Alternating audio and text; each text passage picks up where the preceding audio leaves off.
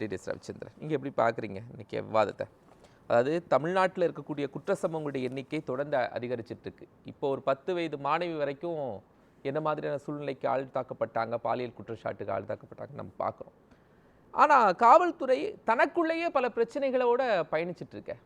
இல்லை, எல்லா துறைகளிலும் பிரச்சனை இருக்குது. காவல்துறையில் இன்னும் அதிகமாக இருக்கும். காரணம் அங்கே மன அழுத்தங்கள் அதிகம். அதை நம்ம புறந்தள்ளிட அது முடியாது. எல்லா துறைகள்லையும் இருக்கு. எல்லா துறைகள்லையும் பிரச்சனை இருக்குது. இங்கே மன அழுத்தம் அதிகம் அப்படிங்கிற அடிப்படையில் நீங்கள் பார்க்கணும்.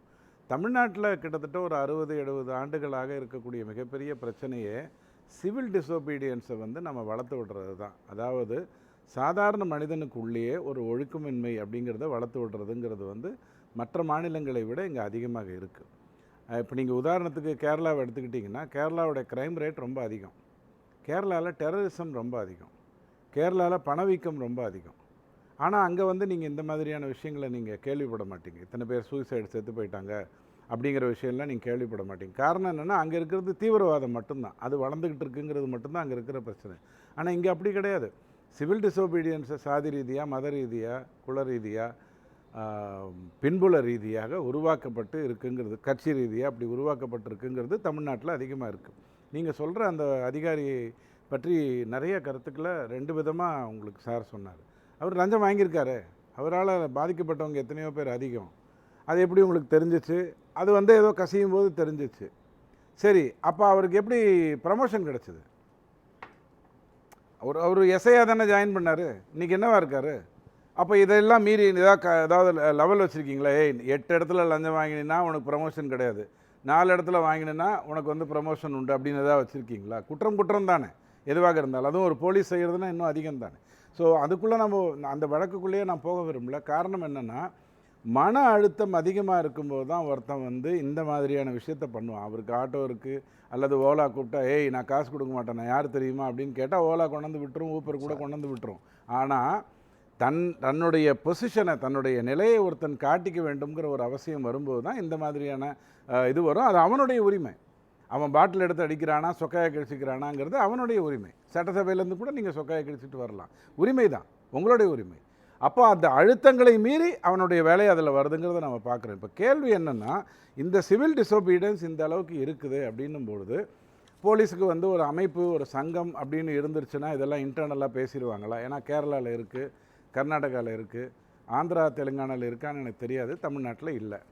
உள்ளுக்குள்ளேயே பேசிக்கிறதுக்கு ஏதாவது வாய்ப்பு இருக்கான்னு கேட்டால் இல்லை. ஆனால் நம்ம எங்கே வளர்ந்துட்டு வந்திருக்கோம் அப்படின்னு சொன்னால், சராசரியாக 27 பேர் ஒரு வருடமும் போலீஸில் தற்கொலை பண்ணிக்கிறாங்க அப்படிங்கிறது உறுதியாக பேசப்படுது. 2006லேருந்து 13 வரைக்கும் 2 கட்சியும் ஆட்சி செய்தது தான் 216 போலீஸ் ஆஃபீஸர்ஸ் தற்கொலை பண்ணியிருக்காங்க அப்படிங்கிற தகவல் நம்ம சொல்கிறோம்.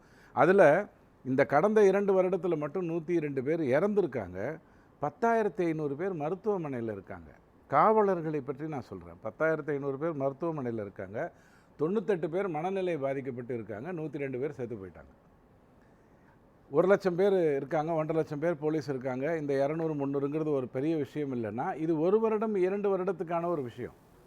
அப்போ இன்னும் அதிகரித்து கொண்டு தான் போகுங்கிறது தான் ஒரு பிரச்சனை. இங்கே என்னென்னா, ஒரு வழக்கு வந்தால் அது மூடி மறைக்கணும் அப்படிங்கிறத தவிர வேறு எதுவுமே இல்லாமல் இருக்குது. உதாரணத்துக்கு சொல்கிறேன், இப்போ இந்த லாக்அப் மரணங்களை பற்றி நிறைய பேசிட்டோம், புதுசாக பேசுகிறதுக்கு ஒன்றும் இல்லை. இப்போ அந்த ஆளுக்கு டெத் சர்டிஃபிகேட் கொடுக்கல. அஜித்குமாரோடைய டெத் சர்டிஃபிகேட் கொடுத்ததாக என்கிட்ட தகவல் இல்லை. கொடுத்துருந்தா மன்னிச்சிருங்க. அப்போ அவர் எப்படி இறந்தாருங்கிறதே உங்களால் சொல்ல முடியலையாங்கிறது தான் நம்ம கேட்க வேண்டிய கேள்வி. டெத் சர்டிஃபிகேட்டே உங்களால் கொடுக்க முடியலன்னா நீங்கள் இன்னும் யோசிச்சுன்னு இருக்கீங்களா? அது எப்படி செத்துருப்பாரு? ஒருவேளை இப்படி இருக்குமோ, ஒரு நாள் இதனால் இருக்குமோ அப்படின்னு யோசிக்கிறீங்களா? இல்லை பட்டவர்த்தமாக ஆமாங்க தப்பாகி போச்சு, அடித்தோம் கொண்டுட்டோம் செத்துட்டான் அப்படின்னு சொல்ல போகிறீங்களான்னா அதுவும் கிடையாது. அடித்தது இத்தனைக்கு லாக்அப்பில் இல்லை, வெளில தானே. நீங்கள் ரயாட்டுன்ட்டு போய் கதை விட வேண்டியது தானே. எஃப்ஐஆரே போய் டெத் சர்டிஃபிகேட் கொடுக்கல. அப்போ இந்த மாதிரியான அதாவது எதையாவது மறைத்து விடணும், எதையுமே வெளில கொண்டு வரக்கூடாது அப்படிங்கிற அடிப்படையில் போகிறீங்கன்னா, லாக்அப் மரணங்கள் இந்தியாவில் 11,000. இது அரசுக்கு ஒரு அவப்பெயரை உருவாக்கும் அப்படிங்கிறது இருக்குல்ல, ஒட்டுமொத்த கவர்னிங் பாடிக்குமே இது அவப்பெயரை உருவாக்கும். யாராலங்கிறது தாங்க முக்கியம். ஒரு உதாரணத்துக்காக சொல்கிறேன். எனக்கு தெரிஞ்ச ராமகிருஷ்ண பரமஹம்சர் சொன்ன கதை. ஒரு மன்னர் சொல்கிறான், எல்லோரும் 1 டம்ளர் பாலை கொட்டுங்க இந்த இடத்துல, அதை ஜீவராசிகள் சாப்பிடட்டும் அப்படிங்கிறான். ஒருத்தன் மட்டும் என்ன யோசிக்கிறான், நான் தண்ணி ஊற்றுறேன், என்கிட்ட பால் காசு இல்லை, எல்லோரும் பால் ஊற்றுறாங்க, நான் தண்ணி ஊற்றினா தெரிஞ்சிட போகுதான்ட்டு கொண்டாந்து ஊற்றிட்டான். அடுத்த நாள் திறந்து பார்த்தா ஃபுல்லாக தண்ணியாக இருந்தது. ஏன்னா ஒவ்வொருத்தனும் அப்படி தான் யோசிச்சிருக்கான். அதாவது யாராவது நான் பண்ணுற தப்பு தெரிஞ்சிருமா அப்படிங்கிற அடிப்படையில் அனைவருமே பாலுக்கு பதிலாக தண்ணி ஊற்றினாங்கங்கிற அந்த கதை எனக்கு என்ன சொல்ல வருது அப்படின்னு சொன்னால், நீங்கள் ஒரு விஷயத்தை செய்யும்பொழுது நான் செய்தால் அது வெளில வராது, நான் செய்தால் அதை அமுத்தி விடுவேன்னு நீங்கள் நினச்சிங்கன்னா ஒவ்வொருத்தரும் அதை பண்ணுவாங்க. காவல்துறை வந்து அரசுக்கு எதிராக செயல்படுதுன்னு ஒரு முட்டாள்தனமான கருத்தை சொல்லக்கூடாது. ஐயா, ஒரு மாநில அரசுக்கு வந்து அரசு காவல்துறை கட்டுப்பட்ட தவறு இது அப்படின்னு சொல்லலாமா? இல்லைங்க, நீங்கள் முதல்ல ஒன்று உணர்ந்துக்கணும். ஒரு மாநிலத்தில் நீங்கள் ஆளுமை செலுத்துகிறீர்கள் என்று சொன்னால் அங்கே அமைதி நினைவு நாட்டணும் அப்படின்னு சொன்னால் உங்ககிட்ட இருக்கிற ஒரே ஃபோர்ஸு காவல்துறை தானே, வேறு எது இருக்குது? அப்போது 2021 வந்த உடனே ஐயா ஸ்டாலின் ஐயா என்ன சொல்கிறார் காவல்துறையை பார்த்து, இது பாருங்கள் உங்கள் சம்பளம் மற்ற விஷயங்களை நாங்கள் உயர்த்தணும், அது வந்து உங்கள் திருப்திக்கு ஏற்ற 5 விஷயம் சொல்கிறார், கொண்டு வரணும். உங்களுடைய மருத்துவம், உங்களுடைய உடல் நலம், அதை நான் வந்து பேணி காக்கணும். மக்களுக்கும் உங்களுக்குமான இன்ட்ராக்ஷனை வந்து அதிகப்படுத்தணும். நான் சொன்னது ஏதாவது நடந்திருக்கான்னு ஒரு 4 வருட தினத்தந்தி தினமலர் எதுலையாவது எடுத்து பாருங்கள். குறைஞ்சபட்சம் இந்து தமிழ் இசையிலையாவது இருக்கான்னு பாருங்கள். துல்லியமான போஸ்ட்மார்ட்டம் ரிப்போர்ட் கொடுக்கணும், ரொம்ப பர்ஃபெக்டாக இருக்கணும். போஸ்ட்மார்ட்டம் எடுக்கும்போது வீடியோ எடுக்கணும். ஏதாவது நடந்திருக்கா கடந்த 4 வருடத்தில்? இதெல்லாம் ஸ்டாலின் ஐயா சொன்னது, நான் பண்ண போகிறேன் அப்படின்னு சொன்னது. எதுக்கு நான் உங்களுக்கு சொல்கிறேன், அரசியல் எங்கே வருதுன்னு சொன்னால் மறைக்கப்படணும். எதுவாக இருந்தாலும் சட்டசபையை உங்களால் நேரடியாக காட்ட முடியல. 10 நிமிஷம் கேப்பில் தான் காட்டுறீங்க, யார் காட்டணுமோ காட்டுறீங்க, யாரை காட்டக்கூடாதோ காட்ட மாட்டேங்கிறீங்க, அந்த அளவுக்கு பண்ணுறீங்க. நீங்கள் போஸ்ட்மார்ட்டத்துக்கே அந்த பிளான் பண்ணீங்க. திட்டம் அமைப்புங்கிறது ரொம்ப ஈஸியான ஒரு விஷயங்க. லாக்கப்பில் மட்டும் 2024 300 பேர் கால் உடைக்கப்பட்டு உள்ளே வந்திருக்கான். சொல்லப்பட்ட காரணம் என்ன தெரியுமா? அவன் ஏதோ குஸ்தி போட்டான், சண்டை போட்டான், சிலம்பு ஆட்டமானா, கால் உடைச்சிக்கிட்டான்னு இல்லை, டாய்லெட்டில் வழுக்கி விழுந்தான். ஏங்க, டாய்லெட்டில் வழுக்கி விழுந்தால் அதை உங்களால் சரி பண்ண முடியாதா? இப்போ சமீபத்தில் ஒரு மாதம் முன்னாடி வந்த சில பாலியல் துன்புறுத்தல் கேஸெல்லாம் பாருங்கள். ஒன்றா வலது காலில் கட்டு போட்டிருப்பான், இல்லைனா இடது காலில் கட்டு போட்டிருப்பான். இது நடக்கிறது எதனாலங்கிறதுக்கு ஒரு அர்த்தம் இல்லையா? நீங்கள் அடித்து உதச்சி அவன் காலை உடச்சிட்டிங்களா? இல்லை, அடுத்த நாள் அவன் ஹாஸ்பிட்டலில் போய் படுத்துக்கணும், கேஸ் அப்படியே அவுட் ஆயிடணும்.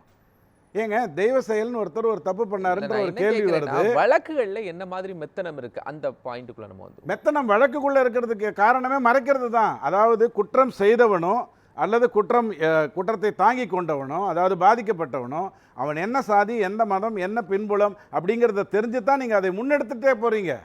இது மிகப்பெரிய தப்பு. தராசில் 2 தட்டு இருந்தாலும் நம்ம நாட்டில் ஒரு வழக்கம் உண்டு. ஒரு சைடில் இருக்கிற தட்டில் தான் கல் வைப்போம். 2 பக்கம் வச்சாலும் கல் தான், 2 பக்கம் வச்சாலும் நெல் தான். ஆனால் ஒரு இடத்துல தான் வைப்போம். ஏன்னா நமக்குன்னு ஒரு தார்மீகம் இருக்குது. ஆனால் அந்த தார்மீகமே இங்கே இல்லை. குற்றம் சாட்டப்பட்டவனாக இருந்தாலும் சரி, குற்றத்தினால் பாதிக்கப்பட்டவனாக இருந்தாலும் சரி, அவன் சாதியோ, அவன் மதமோ, அவன் பின்புலமோ அவனை காப்பாற்றணும். நீங்கள் காப்பாற்ற மாட்டீங்க. அப்போ இந்த மாதிரியான ஒரு சூழ்நிலை இருந்தால் நான் ஒன்று கேட்குறேன்.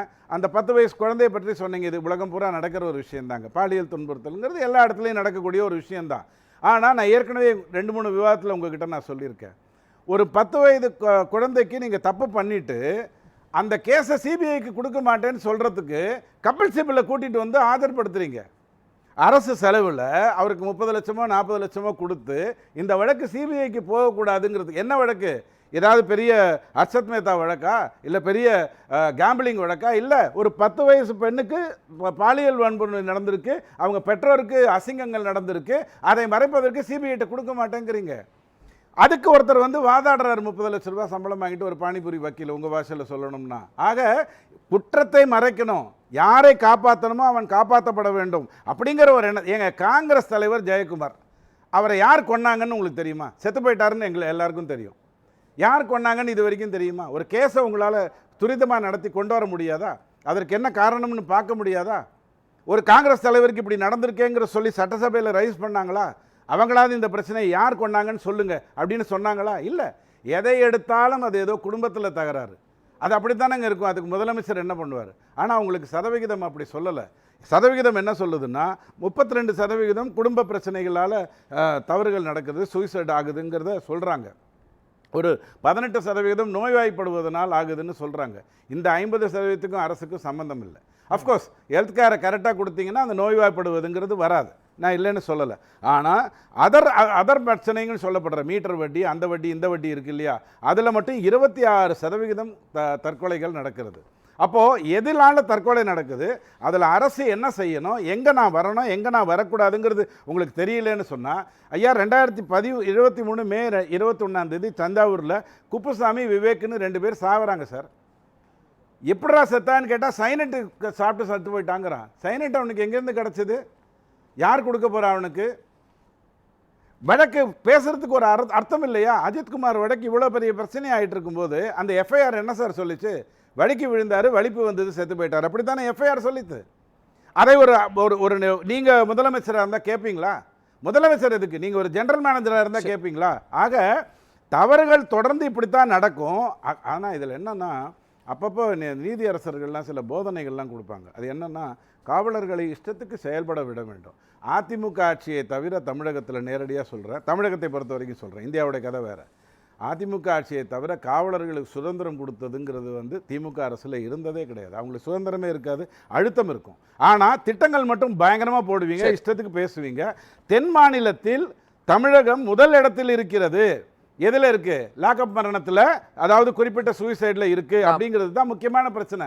இப்போ ஃபேமிலி இஷ்யூஸ்ன்னு வருது இல்லை, ஃபேமிலி இஷ்யூஸ்ன்னு வருதுக்குள்ள அதில் கூட நீங்கள் இது குடும்பங்க, அரசுக்கு அதுக்கு சம்மந்தம் இல்லைன்னு நீங்கள் தப்பிச்சு விட முடியாது. ஃபேமிலி இஷ்யூஸுங்கிறதும் இந்த தகராறுங்கிறது ஒரே நாளில் வெட்டிட்டு போக மாட்டான். அங்கே இருக்கக்கூடிய காவல்துறை அதை கொள்ளவில்லைன்னு சொன்னால் ஆட்டோமேட்டிக்காக தப்பு வந்துடும். ஒன்று சொல்லட்டுமா, காவல்துறைக்கு மட்டும் நீங்கள் சுதந்திரம் கொடுத்தீங்கன்னா நீதிமன்றத்தை தூக்கி போட்டுடலாம்.